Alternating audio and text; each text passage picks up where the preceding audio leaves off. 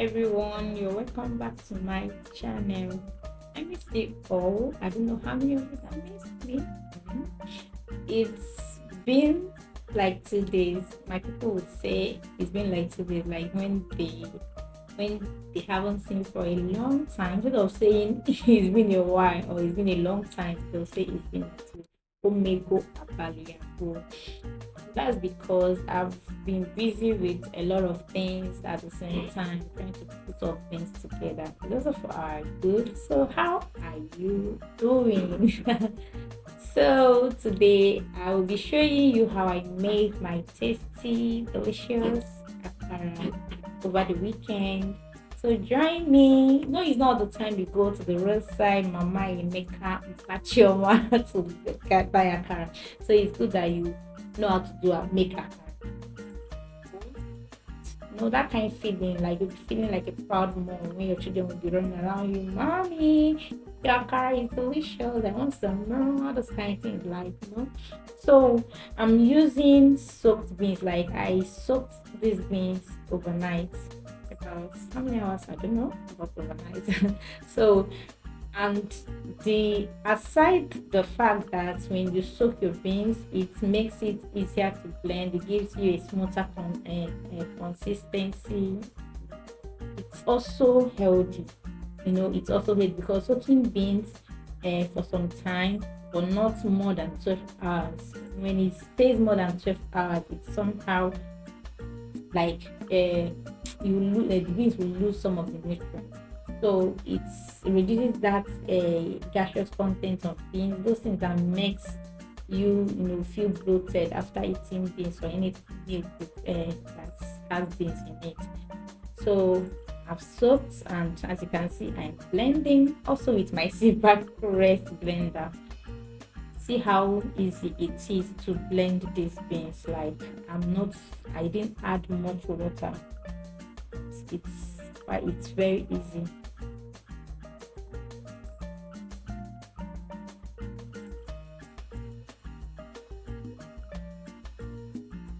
See, that vortex is forming. That's to show you that it's blending so well. So I'm pouring in my into my mortar now. Like this beans, this akara is the local akara, is the Papa Choma akara method. I'm going to be doing deep frying. Though in recent time the method of making akara, has advanced. Some people use waffle maker, some people use a bread toaster and all that. All these things is just to help in cutting down cholesterol and all that, excess oil and all that. But then if you do this local method, which is the deep frying method, if you do it very well, you will not have too much oil in your. So this is me using my pestle to turn to mix, just the same way we mix our batter for cake with a mixer to incorporate egg and all that. So I just added some salt, which is what your akara needs. Just salt, onion, and pepper. You're good to go. You don't add maggi and bouillon cube, all that into your akara. It will lose that natural taste.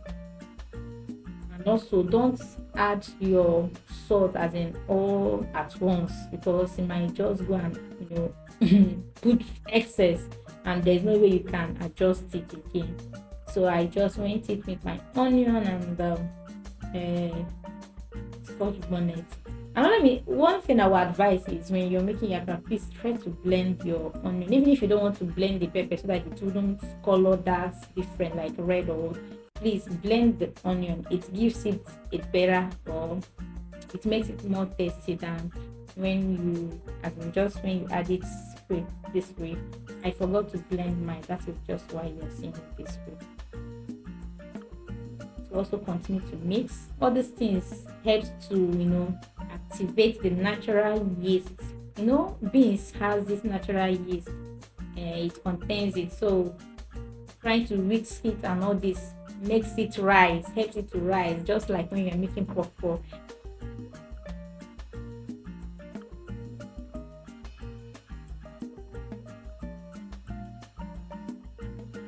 So guys, look at it, is still thick, like it's okay. It's just like the normal roadside akara batter. It's not that watery. So my oil is already ready. Like I don't begin no no time. So I'm doing the local method, like I've already washed my hands with soap and I'm using my hand to scoop in the akara. How would local akara kind of. So I'm putting them in this oil. And also when if you want to achieve or have a very tasty delicious akara, please don't use oil that you use in frying your plantain, different things. Just make sure that that oil is basically for akara. Like this one now is fresh oil, like I'm not using it for to fry anything. So after this, I have it in container where I save my oil. I have different containers for oil. So this one is particularly for akara. I will save it there. When next I want to make akara, I will use this one too.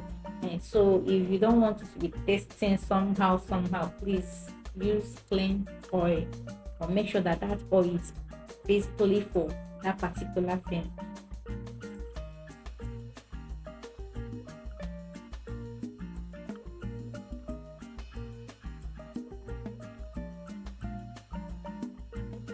Some persons let me just you those days we somehow run away from beans because we feel like when you eat beans or when you eat things that contain like akara all those things, it makes you it makes you pass out a gas, now in your own.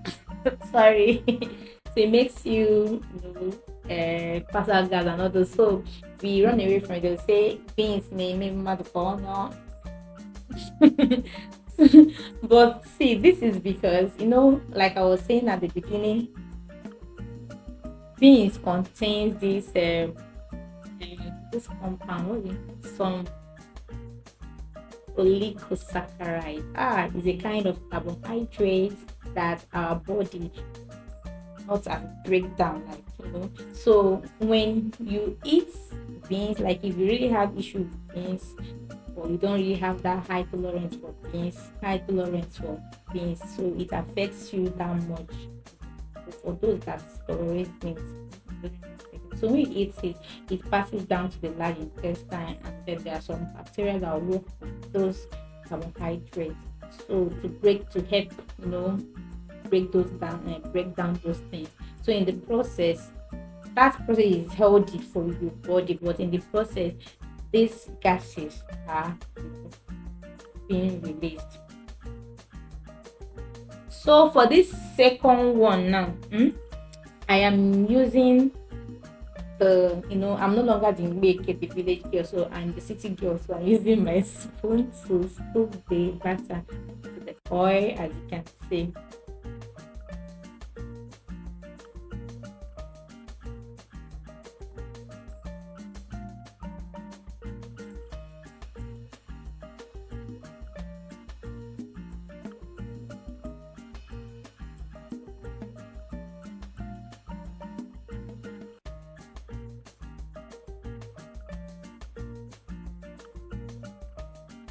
Guys, akara is not complete without something like pap, custard, or bread.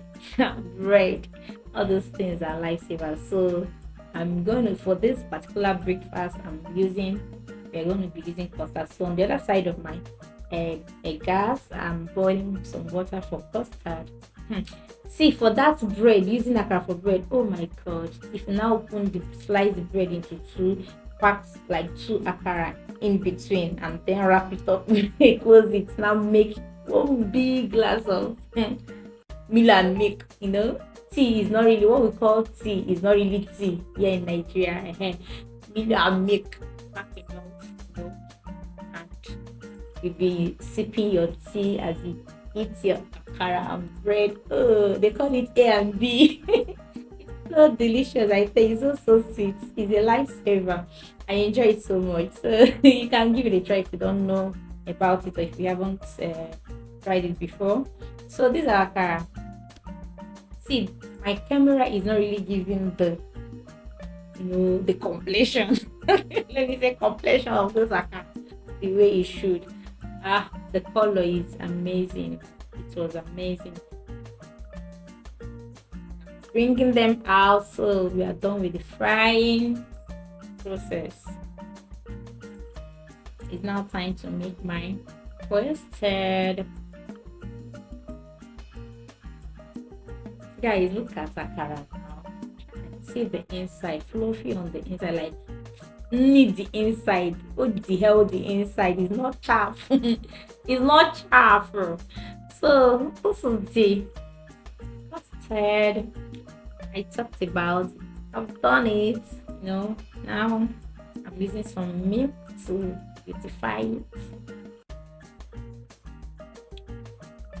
I use my stainless steel to make my custard or pap, but sometimes their head they touch. So when they do anyhow, I give them put it inside a pot, that contains some hot water, boil it for some minutes. Their head will correct.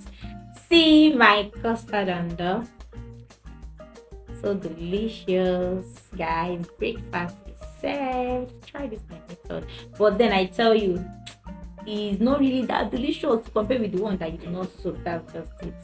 So subscribe to my channel. Thank you.